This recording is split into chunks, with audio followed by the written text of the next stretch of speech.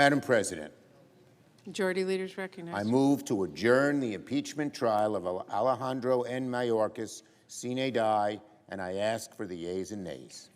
Is there a sufficient second? There is. There is a sufficient second. Clerk will call the roll. Ms. Baldwin. Mr. Barrasso. Mr. Bennett. Did he say aye? Mr. Hickenlooper. Ms. Hirono. Mr. Hoven. Mr. Murphy. Mrs. Murray.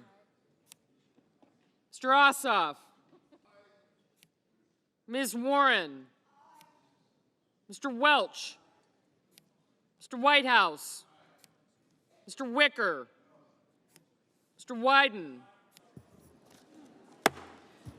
On this vote, the yeas are 51, the nays are 49. The motion is to agree to. The Senate, sitting as the court of impeachment, stands adjourned sine die. Majority Leader is recognized. For the information of members, there are no further votes today.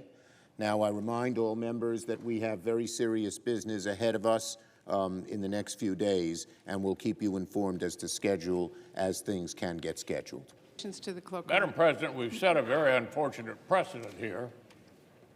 This means that the Senate can ignore, in effect, the House's impeachment. It doesn't make any difference whether our friends on the other side thought he should have been impeached or not. He was. And by doing what we just did, we have, in effect, ignored the directions of the House, which were to have a trial.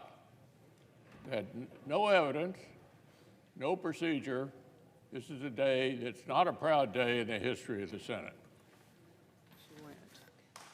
If you want to find her, that would be.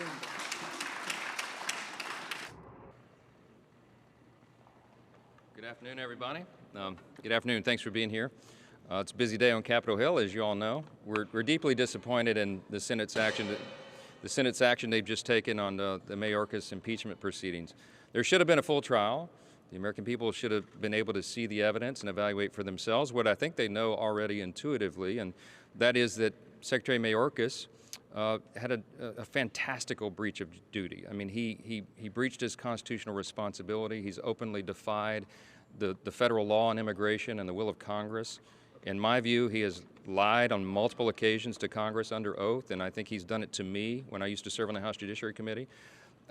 In my view, I believe, my evaluation is he's probably the least effective and I think most dangerous in terms of his policy implementations of any cabinet secretary in the history of the United States. And if there's ever been a cabinet secretary that deserved to be impeached, he is that.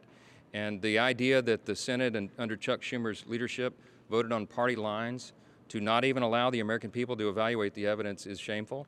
I think it's a violation of their